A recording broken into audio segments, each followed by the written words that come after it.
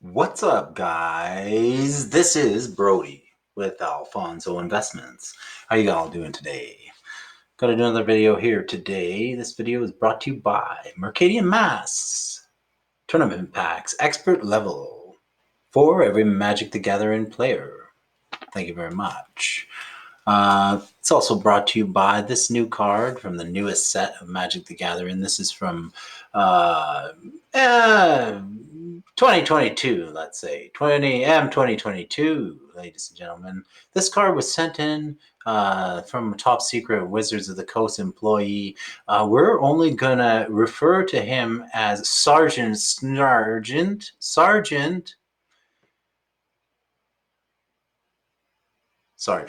That's all we're going to refer to him as. We want to thank Sargent for sending in this card. This is an original M22 2022 card.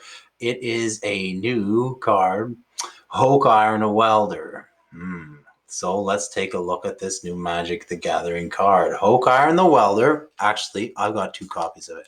I got a foil version and a non-foil version. So let's hold that up for everybody else to see. Hoke Iron Welder is a 5/5. It's a black or a red, two black or red, so I guess that's a Rakdos, two Rakdos, and two. It's a legendary creature, Slagbreaker. Hoke Iron the Welder enters the battlefield with 5 sparks on his pants. If Hoke Iron has 10 sparks on his pants, they burn a hole in them, and the game is over when Hoke Iron leaves to cool off his ...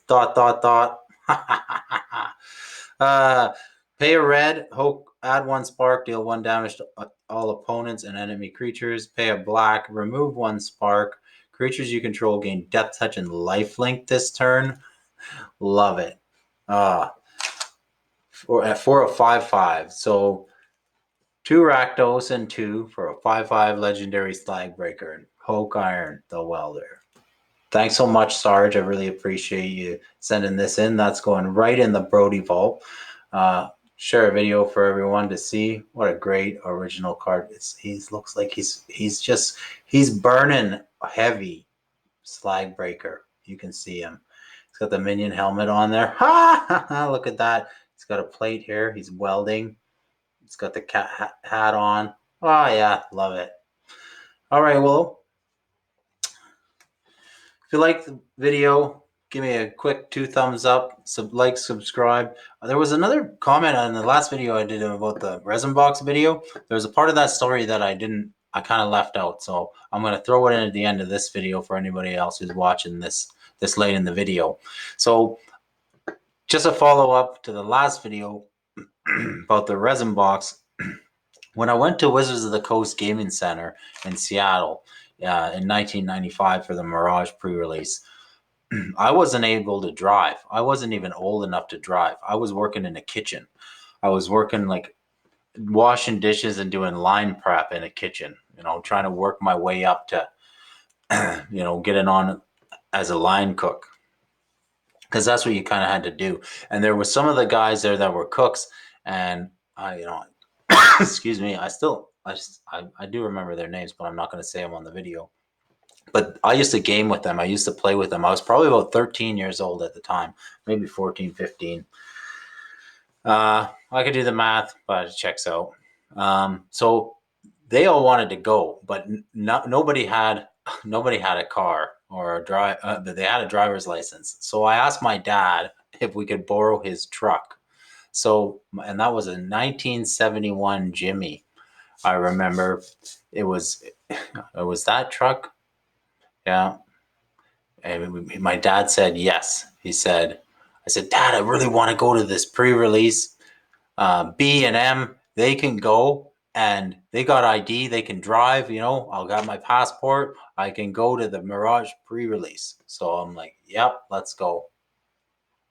So I go to work the next day. I'm like, yeah, my dad said we could use this truck. Woohoo! So we borrow Dad's truck.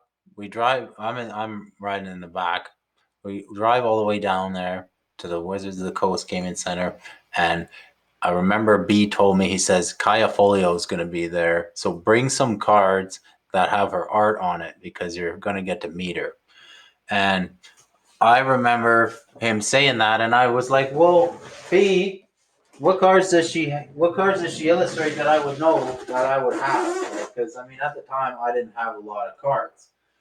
Nor did I know too much. I was 13 years old, so nor did I know too much about the artists, and which cards they illustrated. So I was like, tell me some of the cards. So he listed off a few of them, and they were some of the ones you would recognize from today. Kaya and Phil Folio, they do some really legendary art. Uh, the Mishra lands and just a lot of the cards they do. I really give a lot of nostalgia and a really cool feeling to the game of Magic. So here I am, 13 years of age, borrowing my dad's truck so that me and my buddies who work in a kitchen can drive down to the Wizards, the Coast Gaming Center, and play in the Mirage pre-release. I still have the deck, by the way. It wasn't a very good deck. And maybe meet some of the artists. They had a lot of video games there. That's one thing I do remember about it. They had a lot of video games there. Any of the games that were coming out were for consoles. They had a lot of console video games there. I think there was even some what they would have now is like the VR types of video games, and they were all free. Everything was free. All you just had to just wait your turn, and you could play any one of the games if you wanted to. Everything was free. Didn't cost a dime. So once you got in, you went in. You were going to play in the event, and uh, you registered, and you're in the gaming center. It was a lot of fun. So you cut a couple kids loose, some 16, 17, 18-year-olds and a 13-year-old loose in the gaming center. So okay, line up for the artist. So I asked B, I said, what cards have you got?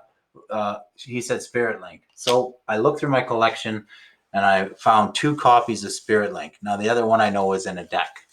So this is a copy of the Spirit Link that I have with me, 4th edition Spirit Link anyway, and I got it signed at that same tournament by Kaya Folio. I hardly even remember, but I know I'm really thankful. And I think this box, I only had so much money, right? So I was working in the kitchen getting grats so that I could save up to go to this tournament. So we get to this tournament. Of course, they got vendors and all kinds of cards. And the Lion's Eye Diamond was, it's the new Black Lotus, right? That's what everybody was saying. Have you heard about the one card, the Lion's Eye Diamond? It's the new Black Lotus. And I'm like, really? Yeah.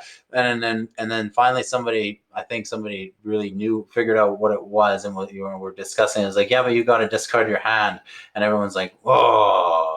And that was when it really sunk in, like Lion's Eye Diamond. Yeah, it's so good, but then there was such a downside, and the game itself, it did not have any way to, make that downside, an upside, or it was just all downside.